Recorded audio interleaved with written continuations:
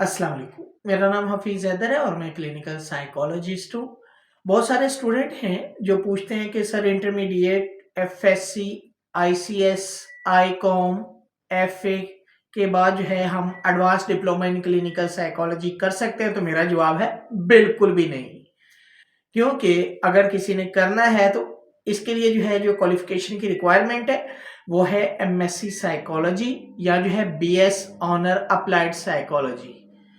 यानी कि इसके लिए बैचलर या मास्टर होना ज़रूरी है, तभी आप ये सर्टिफिकेट हासिल कर सकते हैं, वरना बिल्कुल नहीं कर सकते।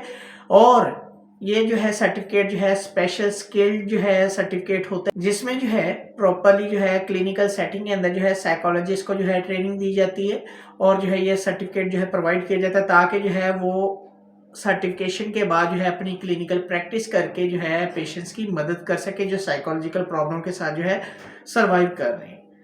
तो वीडियो अच्छी लगी है तो लाइक कर सकते हैं, शेयर कर सकते हैं, चैनल को सब्सक्राइब कर सकते हैं। कोई भी किसी भी किस्म का सवाल हो आप मुझे डायरेक्टली कमेंट बॉक्स में आप कमेंट कर सकते हैं और या फिर जो है मुझे व्हाट्सएप के ऊपर जो है व्हाट्सएप कर सकते हैं। तो इंशाल्लाह मिलेंगे नई वीडियो के अंदर। अपना बहुत सारा ख्याल रखना। ओके, अल्लाह हाफिज, अल्लाह निगहबान।